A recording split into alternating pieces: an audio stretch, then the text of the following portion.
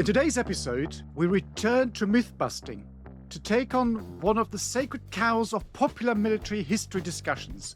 Was Stalingrad the turning point of the Second World War? Welcome to World War II, Both Sides of the Wire, the podcast where we lift the lid, bust the myths, and explore the incredible history of the Second World War from the Allied and Axis perspectives. I'm Jesse Alexander, a public historian specializing in the history of the two world wars. And I am Matthias Strohn, German officer, professor of military studies, and author. Hi, Jesse. Another week, another podcast. Here we are again to return to, you might say, two themes or topics. The first one, as I just said, is the myth busting, which, of course, well, we've written on our banner to bust the myths of World War II, and of course Stalingrad itself. I think one of our very, very early episodes. I can't remember which one it was. Probably the second or third. I'm not entirely sure. A long, long time ago, Indeed. folks.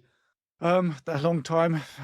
So that dealt with Stalingrad. So let's return to this and let's have a look at Stalingrad. And as I just said, look at the turning point debate, which of course is, and he said raged and raging. Well, that's probably a bit too strong a word, but is still there. It's still something that is being discussed and thrown out there all the time.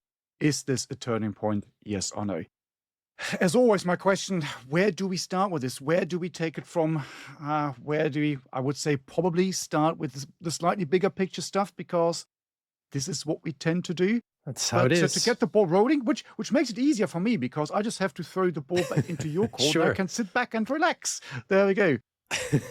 I would say there have been times at the pub where we're having a military history discussion where I have been raging about a debate. So it can happen. Could I just say, even though I feel for you, but you know that makes you feel quite sad at many different levels. But there we go. But yes, haven't we all been there? Yeah. Everybody The needs a military hobby. pub.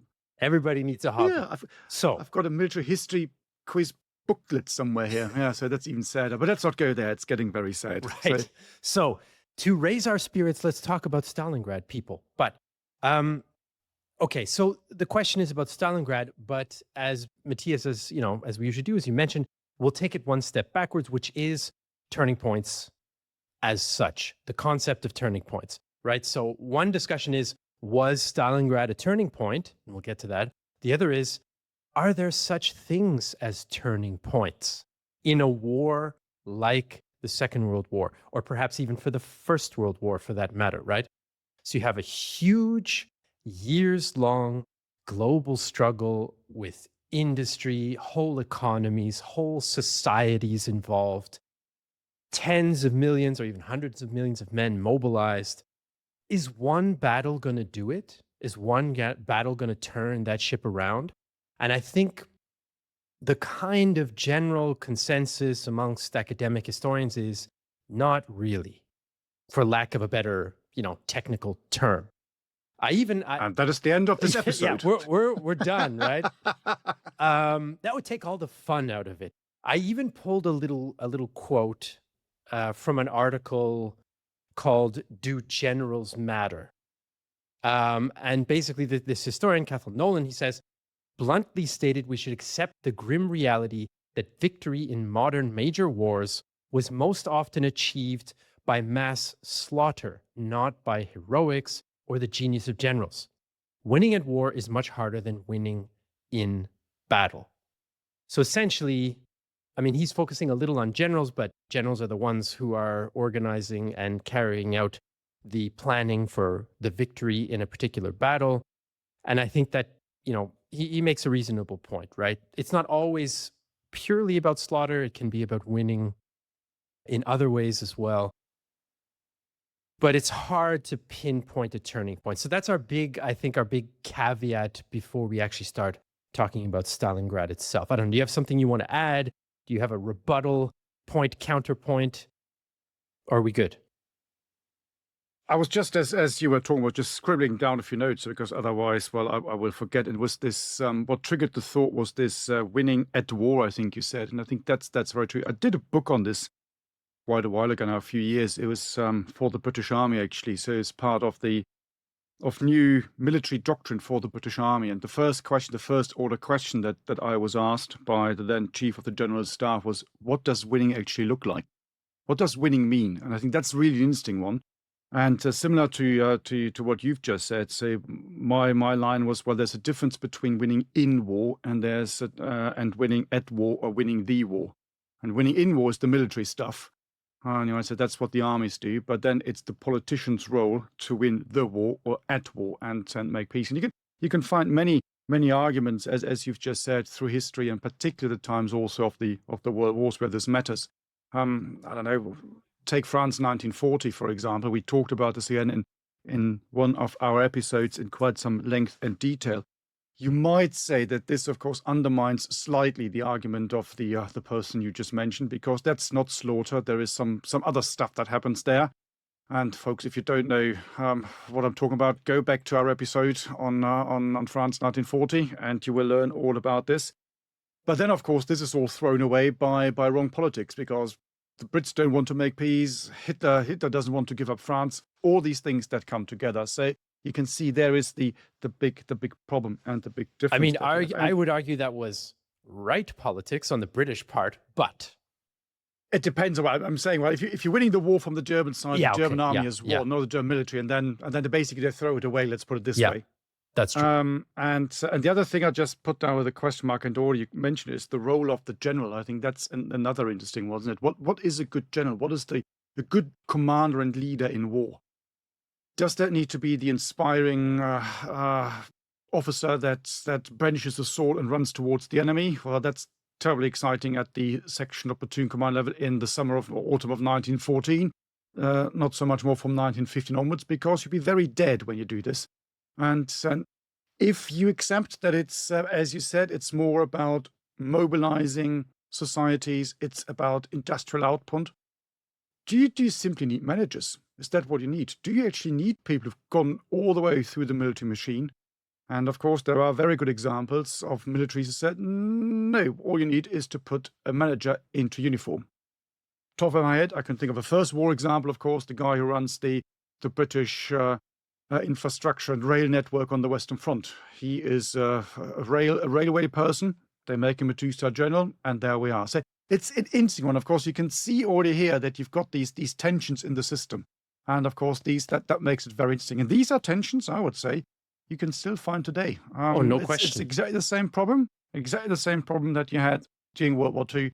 Who do you need to choose for these jobs? How do you promote people in the first place? What are the qualities that you need? And our quality is very different. But when you come up from a platoon commander and suddenly you're 2 or 3 or 4-star general, what is it that you need to be good at? And that is quite interesting, actually, and challenging. Very, very difficult for the system. Yeah, that makes me think also of a problem with the managerial model, which is something like, McNamara's approach to the war in Vietnam, where you go full managerial or what have you. So this entire episode so far is a massive tangent, I would say. That is okay. But let's get to Stalingrad, because despite all of these caveats about the idea of turning points or what have you, it's fun to debate about Stalingrad in this context.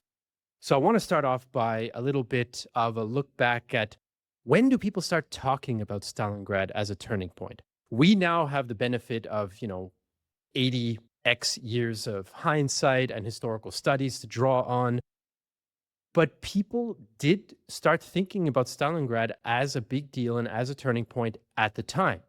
Doesn't mean we have to come to the same conclusion now, but there were all sorts of newspaper articles in the UK and Britain in the early winter of 1943, especially when it's clear that the battle's going the Soviets' way, that this is, a big moment, this is a turning point, all that type of thing. Even the American intelligence agency, the Office of Strategic Services, they also estimate or assess that it will be a turning point. Now, for the newspapers, you can kind of see why they would jump to that type of wording, because you want to keep up public morale. In general, the war hasn't gone awesome for the Western Allies up until this point. There have been some bright spots. The Battle of the Atlantic is coming, or El Alamein comes in late 1942. There's Torch in 1940. But in general, it's still a difficult situation. So you look to this big victory by your ally and you pump it up as a turning point without a lot of analysis, really.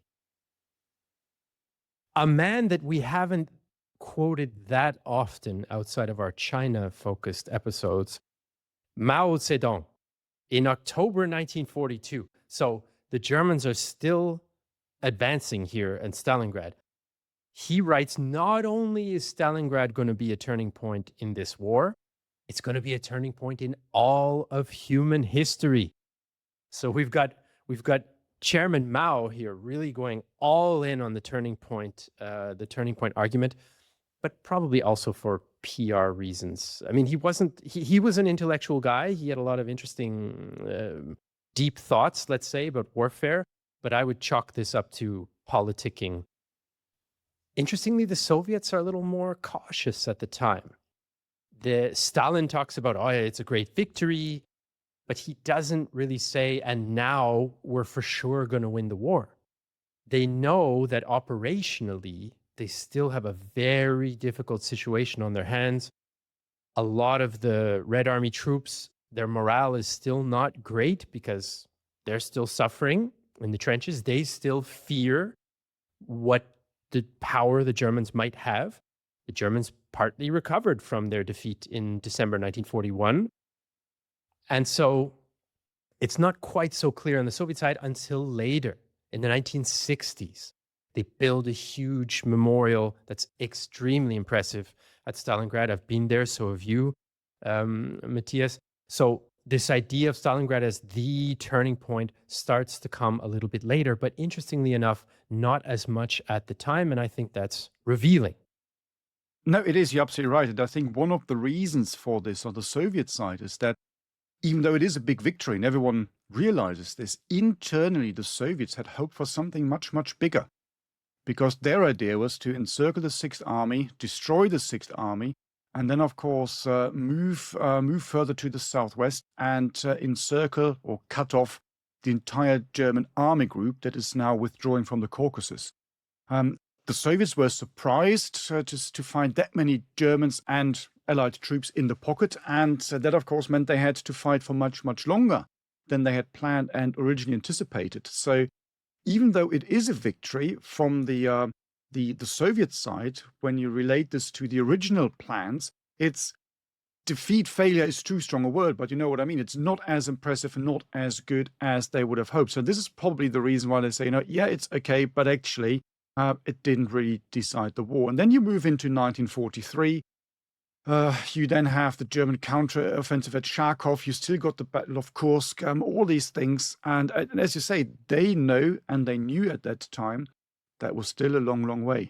It's also interesting when you look at decorations. So during the entire Battle of Stalingrad, they had less heroes of the Soviet Union, so the highest decoration given out, than a little bit later for the crossing of the Dnieper River, which in those days they thought, was more impressive, more difficult, whatever, but it shows you something. It shows you quite a few things. You might say perhaps a little bit similar to the fact that you only had one Victoria Cross awarded during D-Day. That's also quite interesting. So you can see there are all sorts of different angles when it comes to this. And then, of course, you've got the propaganda thing, which makes sense, which, of course, from the 60s makes sense as well, because you're now in the Cold War. You've got a city with, well, Stalingrad, of course, is important. It's the name, even though you've got the decentralization period. You then got Khrushchev, who, of course, was there during the fighting. And so you can see there are all sorts of things that come together when you look at Stalingrad itself. You also have this Allied delegation, of course, the Western Allied delegation, that goes to Stalingrad relatively sharpish after the battle is over to have a look around. And actually, these guys still find some of these German wounded in the cellars, which doesn't go down particularly well, as you can imagine. They try to create this propaganda piece around all of this, but the war is still ongoing. So there is, that's probably why they thought, you know what, other battles are a bit more important than this particular one. And as I said, only in retrospect, they really thought that this is the big turning point. And then, of course, well, we've got the other side and what they make of them, and that, of course, is the Germans. So what do the Germans have to say about the whole thing? Well, to finish off with the Soviets, I had another point that I realized in my notes here, which is, well, not necessarily just the Soviets, but contemporaries. That Stalingrad has a kind of quite a dramatic quality to it in terms of the imagery, contemporaries hadn't really seen these, long columns of German prisoners of war looking pretty rough like we see after Stalingrad.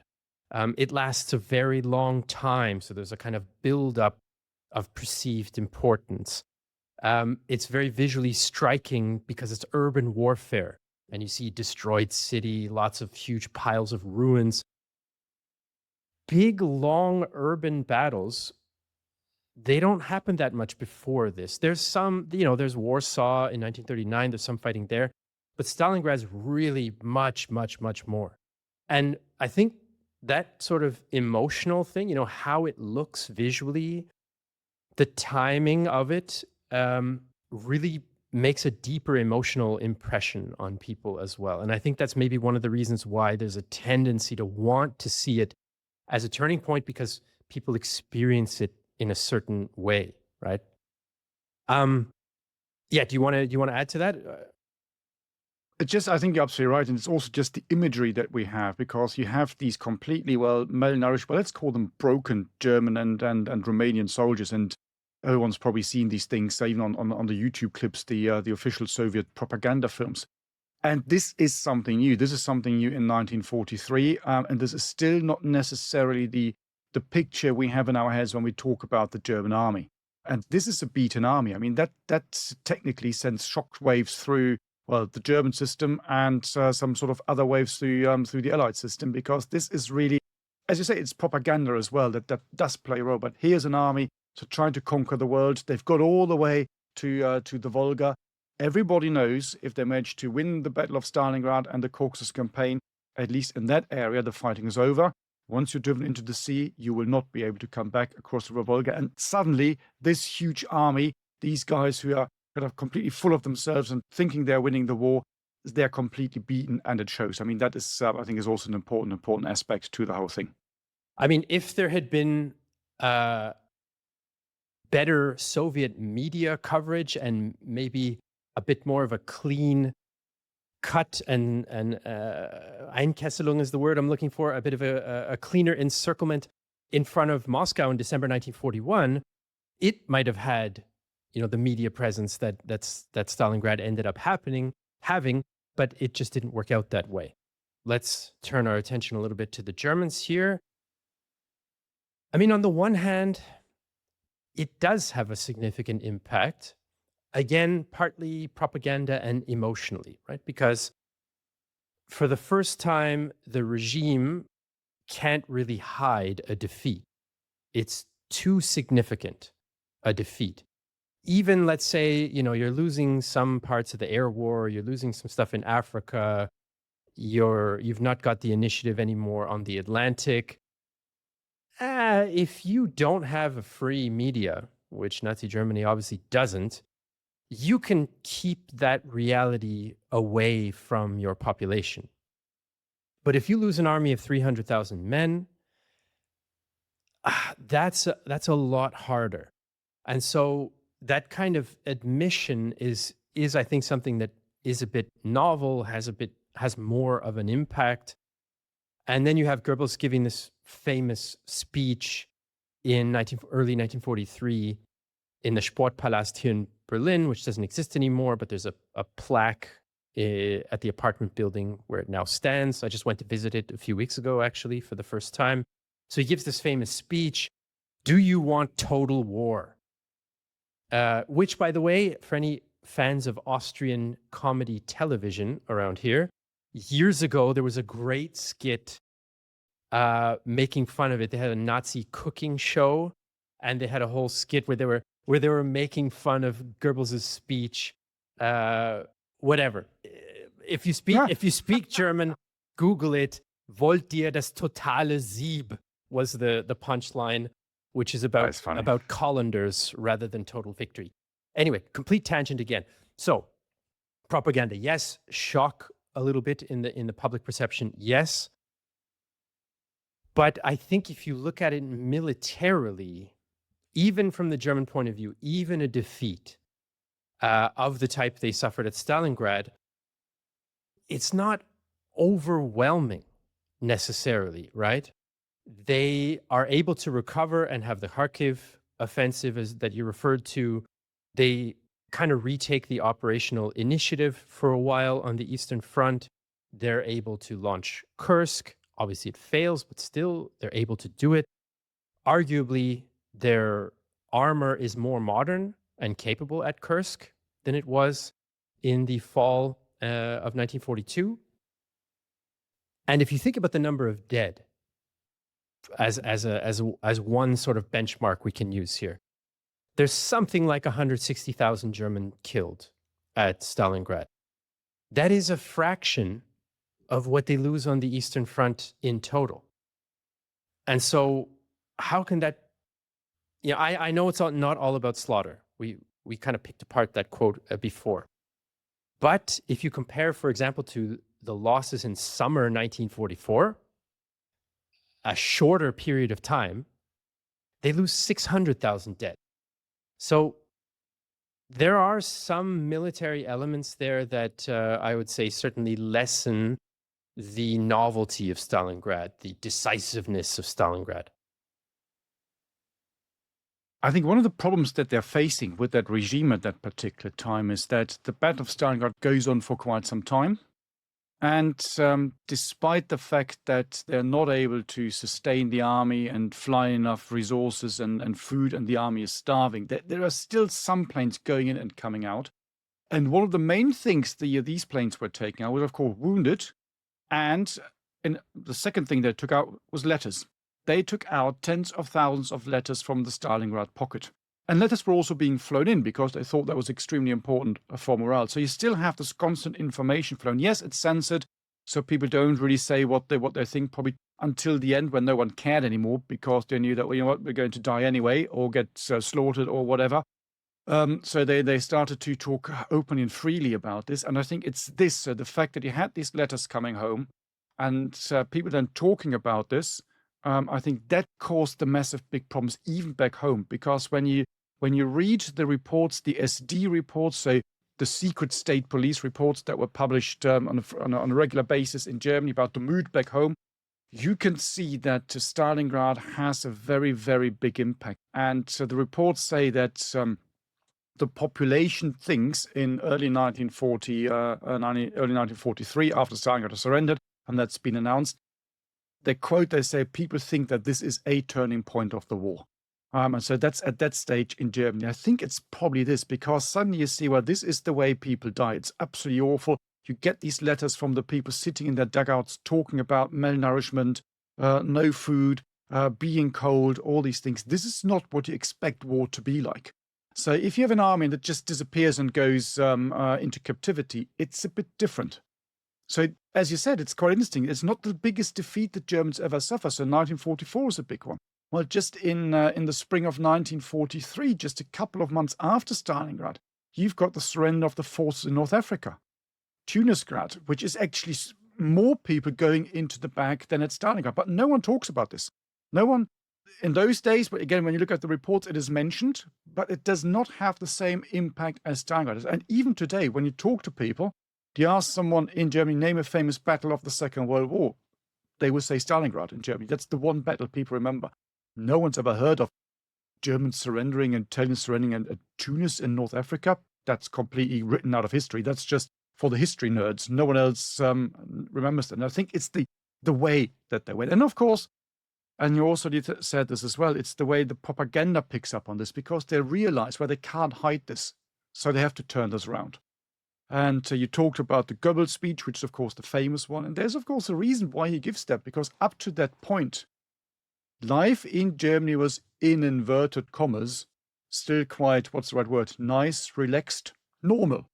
Because the regime was always afraid that you might have another revolution if you tighten the screws too much. So it wasn't guns or butter, it was guns and butter. And that only really changed in 1943. Just look at all the theaters still being open up to that stage. Lots of people not working for the war effort, all these things. And this now changes slowly after 1943. And of course, the other thing that you also have, which is quite often overlooked, is not only does Goebbels give a speech, but of course, Göring gives a speech as well. And that is on the 30th of January, 1943, which is, of course, the 10th anniversary of the Nazis coming to power. And he gives a speech in which he talks and he links the Battle of Stalingrad to Thermopylae. We talked about this in another episode. What's the right pronunciation? Let's not reopen this debate because lots of comments on that, but there we are. And he links that and says, well, Wanderer, should you come to Germany, tell them that you saw us lying and dying there in Stalingrad as prescribed by law. So linking it back to ancient Greek mythology. And you've just started to think this through. So it's the 30th of January. The troops are still fighting in Stalingrad. And they were ordered to listen to the speech. And now imagine you're sitting somewhere and they tell you, well, you're written off. That's so a morale you're done. booster. We don't care. That's a morale booster. Exactly. So, I mean, that's particularly nasty. Pretty much every German film about the Battle of Stalingrad, going back to the 1950s one, Hunde wollte ewig leben, dogs do want to live forever. They all have the scene in there because it's quite a strong one. It's quite a powerful sign of, again, the evilness of the regime to write off, to sacrifice your own people. And I think this is also why, at least in Germany, this battle is still remembered so much to this very point. It's not the number of people that die, it's the way they die. And I think that really is the shocking event, both in 1943 and all the way up to today. We can talk about why they die later. I mean, I think we talked about this in the other episode, but there is a military, cold-hearted military reason as to why these guys, at least they needed to die. That sounds a bit awful, but there was a reason why they had to fight on. So in a way, I think we can then start parsing out, not to overcomplicate things, but Stalingrad or another event in history, since battles are events, much to the chagrin of a lot of French historians back in the 20th century, but we'll leave that as it is. It can have an impact. It can be partially a turning point in one area and not necessarily in another area. And I think if we look at the German home front, it does have a certain impact that it might not have on the purely military point of view, or if you look at the war as a whole, or the Eastern Front as a whole, or the European theater as a whole. So we can kind of test the hypothesis of turning point in a bunch of different areas. And maybe the German internal scene is one where it gets a little closer to the idea of a turning point. Although there's always the cop-out, the easy solution of inflection point. So it changes the trajectory a little without like turning it completely. So you can kind of get away with a half interpretation there if you want. But that was very academic, by the way. You know this. You're just sitting on the fence. Yeah, it's because true. The standard answer of any academic when you ask the question, it depends. That's what you will always get about absolutely everything. Or what do you think of research. This? It depends. More research is needed. That's always good as well. Yeah, that's another one. Yeah, which would obviously include more research grants. But anyway, I don't want to quite leave this idea of different levels for the turning point concept, because if I read something very interesting, I found it was maybe pushing things very slightly, but I'd be interested to hear your idea about it, Matthias, and listeners and viewers. You can comment if you've got an opinion on it. I read just earlier today that, we can't really consider Stalingrad a turning point for World War II as a whole if we really look at the global nature of the war and really include the Asia-Pacific theater in our idea of what is World War II. And if we do that, then, Japan is already losing the war by January 1943. Midway was in the middle of 1942. You could even argue they'd already lost it by starting it. And if we try to think about it really in a global context, I think it was even the legendary historian Gerhard Weinberg who mentioned this. If we try to unite our look at the global war, the Anglo-American occupation of Madagascar in May 1942 is the global turning point, or one of the global turning points, because it means that the Allies have unshakable dominance of the Indian Ocean. And that is what means that Germany and Japan can never coordinate their war efforts. And not that they were trying to coordinate the war efforts, but they, even if they had then decided to try, it would be impossible because the British and Americans now have India plus dominance of the Indian Ocean, thanks to occupying Madagascar. I thought that was fascinating, but I don't think I'm on board with that. I mean, who am I to question Gerhard Beinbett? But it just seems like a bridge too far. Yeah, sounds a bit odd to me. I mean, I like the Madagascar animated films, I have to say. They were very, very good. But I'm not quite sure if I buy into this particular one, because I think this is stretching a bit too far. I mean, if you want to go in and find alternative turning points, and if you want to stick with this global idea, you might say it's Pearl Harbor, because that changes everything. Of course, then we looked at this in a different episode as well. Were the Japanese actually trying to do something on the Eastern Front to take Russia, the Soviet Union? No, they were not. And the Nazis even told them, don't do it, because they thought they'd won. It's all very complex. And again, we talked about this in a different episode. But with the benefit of hindsight, and in retrospect, you might say this is probably where everything changes. Because suddenly you've widened this local European, on the one hand, and contained Asian war on the other hand, into a proper world war. Even though, of course, you could argue that at least, well, in some ways, the US was already at war. The US was not a neutral country towards the end of 1941. Again, we discussed all this in different episodes. But I think that's, Madagascar is probably, as you say, a bridge too far. I kind of like that link back to Arnhem. That's very, very good. From Madagascar all the way to Arnhem. So that's a fine one. I think that's stretching a bit far. And I think, coming back to your original point about these different levels, I think that is really quite a good one. That's really important, because you look at, and I think probably the most important one in many ways is perception. Because we have, as we've now said, we have these huge wars. You've got entire societies mobilized. You've got industrial output. You've got this, you've got that. One battle being lost, as we've now said a number of times, at a pure military level is probably not going to decide the outcome of the war, unless it's such a fundamentally huge, big defeat that you say that's a bit different. But perception matters, and in that case, it matters particularly with the German population. What impact does that have, and how can a regime then use this perception of this defeat, trying to turn things round or not? And you have to say that Goebbels at that stage, he was still quite clever when it comes to. He was very good at manipulating people. And when you listen to the speech, which to us nowadays, of course, sounds awful. I still remember at school, we had to analyze the speech about 15 times, and everyone says it's awful, and you listen to it, and you hear him shouting and screaming. That was perceived in a slightly different way, probably, not everywhere, but in some quarters and some areas and parts of Germany, because this is showing that, okay, now we really need to, well, tighten the belt, get together, fight to the finish. And I mean, that forges some sort of, is bond the right word? I'm not quite sure, between the people and the regime, because, if you surrender now, you know what's going to happen. So they were quite clever at doing this, and you need this event, this episode, this flash, whatever you want to call it, during war to analyze things, to push things forward, to change moods, because otherwise it gets so confusing. And we can look at the other aspects in a minute. When you've got millions of people being mobilized, you've got tens of thousands of tanks produced. I mean, does it really matter? Sounds a bit awful now, but does it matter if you lose one army somewhere?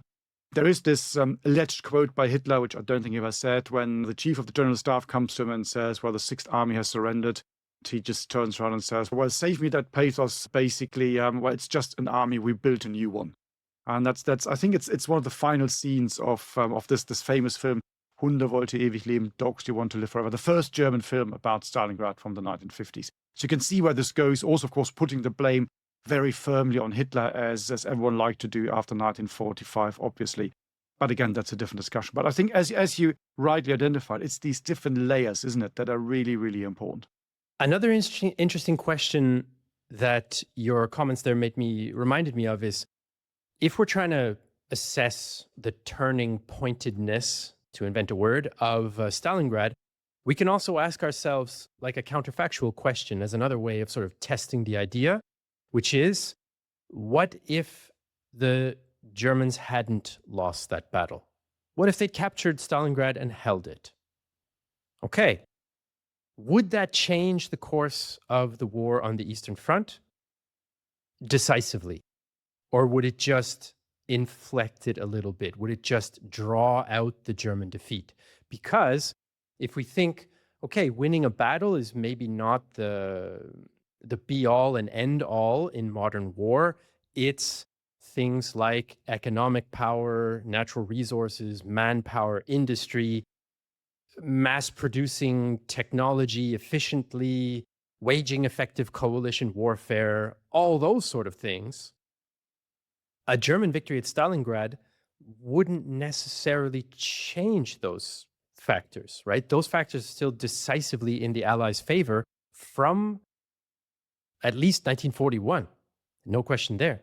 So, to give one example, in 1943, the Soviets raise 75 new divisions, build 3 times as many tanks as the Germans, 4 times as many artillery pieces as the Germans. And that's not because they won at Stalingrad. That's because the whole machine of their society and their economy and their alliance is doing its thing, whether they win or lose at Stalingrad. And there's an argument there that even had the Germans been able to capture the city and hold it, it would have just delayed the victory. There's even a more extreme version of the argument that I've read, that even if they had really knocked out the Soviet Union, the US and British Empire would have defeated them eventually. I think that one's a little trickier. But at the very least, I think there is something to the idea that the power arrayed against Germany was so great that even if they had won this important, big battle, they weren't going to win the war.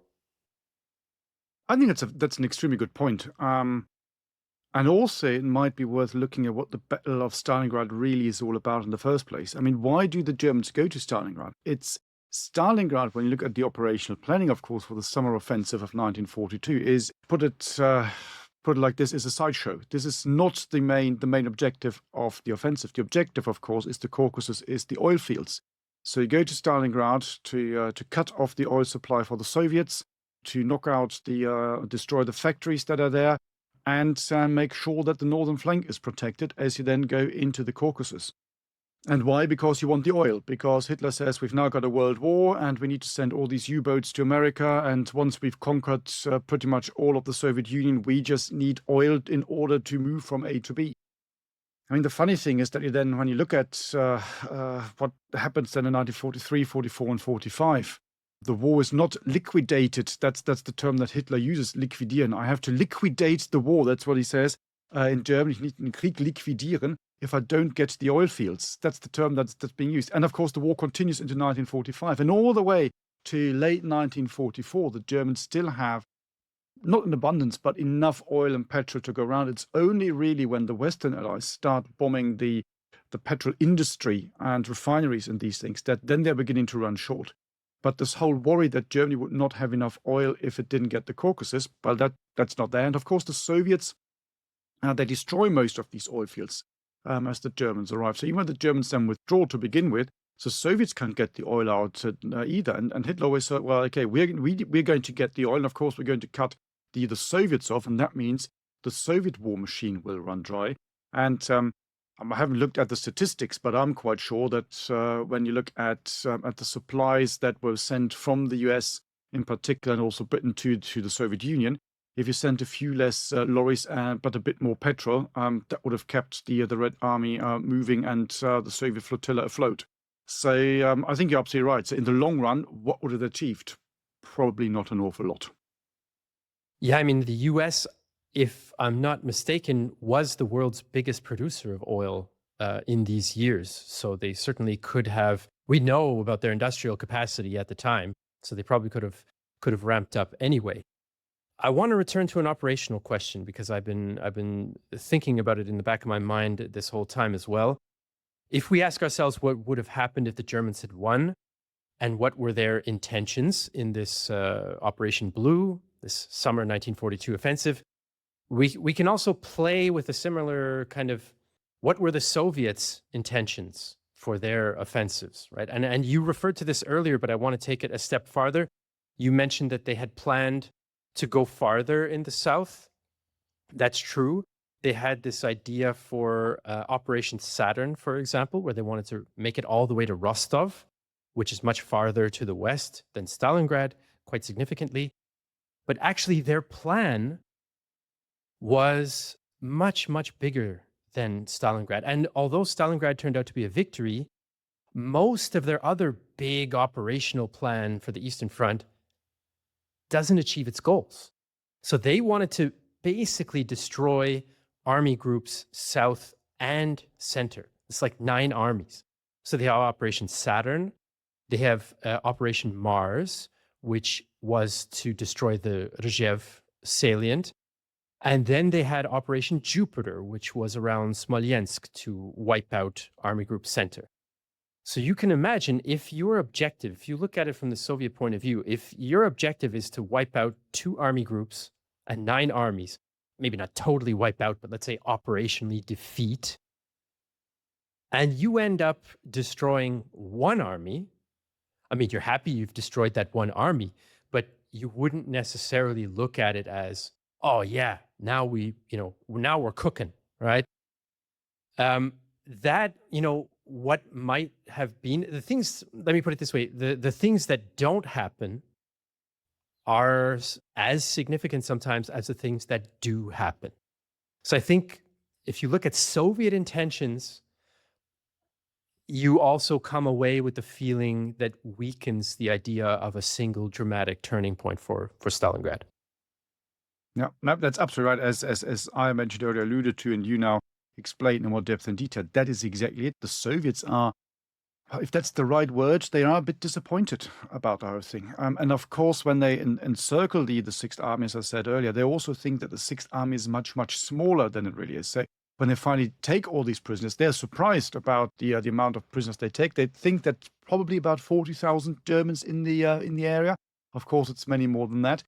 But because the Germans continue to fight for so long, so they're fixing all these Soviet forces, which means they can't then push to the southwest, they can't push to the west and conduct all these operations that you just mentioned, and the Germans get away from the Caucasus, and they're able to withdraw. And that is the problem for the Soviets. And this is also the reason, when I say, well, the cold-hearted view of the staff officer, this is why the Germans are told, you have to continue to fight because you're fixing all these troops. You might have about 100,000 people in that pocket, and yes, they will either all die or they'll go into captivity, which means they're probably going to die anyway. But if you don't do this, they will cut off an extra 750,000 men that are in that army group down, moving somewhere in the area of the Caucasus. So that's a very, very nasty numbers game you're playing here. So 100,000 versus 150,000, you know what you're going to do. And that kind of correlates and links in a little bit with the Soviet view. So that was well, some people call it an ordinary victory. It's not a great one, not an astonishing one, not one that really changes the war. And of course it doesn't, because the Germans continue to fight on for another 2 and a bit years after Stalingrad is over, and they are still able to inflict very, very heavy casualties. And of course, the other thing that is also very, very often overlooked when you look at the Soviets is that the Soviet casualties during that campaign are absolutely horrendous. Again, it depends on where do you draw the line? What do you say is the Battle of Stalingrad? What's the entire Operation Blue? Where do you draw the line? But if you look at conservative estimates, you're looking at somewhere in the region of, let's say, 200,000 German casualties, where they're killed in the pocket or go into captivity, somewhere in that region. There's always a bit of give and take. Could be a bit more, potentially could be a bit less. But if you throw them all in, when you look at the Soviets, you are probably looking at least 1 million casualties. So even though the German army disappears and is completely destroyed and goes into captivity, where most of them die, this famous 90,000, 6,000 then return in the 1950s, for each of these Germans or Romanians that is killed or goes into captivity, for each of these that you can see on these YouTube clips when they're filmed by the Soviet propaganda in their not so warm clothes and wounded and looking shattered and completely destroyed in more than one sense. For one of these, roughly speaking, 5 Soviets have died. And that is something, again, that's kind of written out of history, because no one looks at this because, oh, here's a big victory. Yes, it is. but it comes at a huge price. And that is also something that, of course, the Soviets, you always say, well, the Soviets can absorb this because it's a big country. Yes, it's a big country, but if you continue to fight like this, sooner or later, even the Soviet Union is going to run out of manpower. And if the Germans had not been fighting a war against the other allies as well, they could have absorbed 1 to 5 as well. So you can see again that's something that doesn't get mentioned very often. And the Soviet, now this is another slight tangent here, but the Red Army is struggling with manpower issues in especially the last year of the war. I mean, their divisions are under strength, like dramatically, when they're conquering Berlin, which is another, famous victory that the propaganda makes a big deal about. But their army is not what they would like it to be. It's definitely under strength. So, well, there is an interesting account from Stalingrad actually towards the end of the battle, and there's this infantry guy, and he talks about, well, finally the Germans are surrendering, and brilliant, because, well, we've reached the end of our fighting power. And he said, well, you look at our battalion, and in the battalion, which should have several hundred, 1,000 men probably in the Soviet case, he said we've got a rifle strength, so people are actually doing the fighting of about 30 to 40 people. And he said our divisions on paper still look quite good, but this is because you've got the artillery, you've got logistics, and he said these guys haven't suffered any casualties, which makes sense because if you're an artilleryman, you're behind the front line, you're just firing at the enemy. No enemy fire is coming back because the German guns have run out of ammunition. So this is a one-sided show. You don't lose any casualties. But when it comes to the infantry, this guy says another week of fighting, and we wouldn't have been able to do that. There was nothing left, even the Soviet troops. And that is during the Battle of Stalingrad. So, and as you say, then when you go forward, you look at other battles, even you go to the Battle of Berlin, where we have this very, very impressive numbers of Soviet formations fighting. But when you start to scratch the surface and see what the strength of these really is, they're struggling. They are. Yeah, I mean, we can look at Stalingrad as a part of a process, right? A part of a process of attrition. And the Soviets, as we know, are better equipped for a war of attrition, have more tools to fight a war of attrition, as inhumane as that sounds. And they win that war of attrition, not only because they have more manpower. There are other reasons as well, but Stalingrad is definitely a part of wearing down the German army over a process of several years. And that doesn't mean it's not important. It just, again, is another kind of, I guess, data point in our question about whether it's a turning point or not. I want to raise one other thing, though, going in another direction, because we talked a bit about the influence, the impact of Stalingrad on the German home front. And I mentioned at some point, one of the factors in modern war is being able to wage coalition warfare, to keep coalitions together. I mean, this is how they were able to defeat Napoleon and all the rest of it. This Stalingrad does have a significant impact on the German alliances, because Italy, for example, after the Stalingrad campaign, Italy essentially withdraws quite a few of its troops, or almost all of its troops, from the Eastern Front. The Hungarians and Romanians are not very happy. They've suffered extremely heavy losses, and they're being blamed, especially the Romanians, are being blamed, arguably unfairly, for the defeat at Stalingrad. So Stalingrad has a political impact on Germany's alliances. Now, are Germany's alliances important enough to its conduct of the war to really be, okay, if that's weakened, is that a turning point or not? That's a little muddier, I guess you could say. But I do think that's maybe a bit of an underappreciated impact of Stalingrad, is that it does weaken the German coalition. Absolutely. And then when you go into 1943, you mentioned Italy. Of course, Italy drops out of the war. I mean, there are other things that happen. So it's the Allied landings in Italy as well. But you can see this is all the build up to this, which is causing problems. You look at the Battle of Kursk in the summer of 1943. So in the German high command, people saying, even Hitler saying from a pure military point of view, that might not be the best option. We should be doing something else, or perhaps even just stay on the defensive. That's what some people say in 1943. replenish the forces, build up more stronger forces, build more tanks, whatever, and then launch another attack probably in the summer of 1944. Hitler says we can't do this because of the coalition situation. So that everyone's sort of kind of waning and looking over their shoulder. Well, should we make peace here? So if we don't restore the Eastern Front, show to our allies, probably even more than to the enemy, including the Soviets, that we're still able to inflict heavy casualties on the Soviet Union. If we don't do this, these guys might decide to do something that the Germans wouldn't like. So you can see absolutely right how all these things have an impact. And again, how often we tend to overlook these. Because as you say, does anyone ever look at the Italian contribution on the Eastern Front? The Hungarians, the Romanians, the Spanish Blue Division, all these other troops. The Slovaks. By 1943, about a third of all the troops fighting on the Eastern Front against the Soviets are non-Germans. Of course, after 1945, it's not really on vogue to talk about this, but this is the reality of the Second World War on the Eastern Front. And you need to keep these people happy. You can see the same in Finland. We talked about Finland as well. The continuation war and how the Finns then switch sides. All these things, of course, play a role as well. And that is an operational consequence out of the strategic dilemma that Germany finds itself in after the defeat of Stalingrad. I like how you wrapped in these levels of analysis again. Operational, strategic. Before that, we had global turning point versus European turning point versus Eastern Front turning point. So, nearly like I've done this before. Yeah, maybe, eh?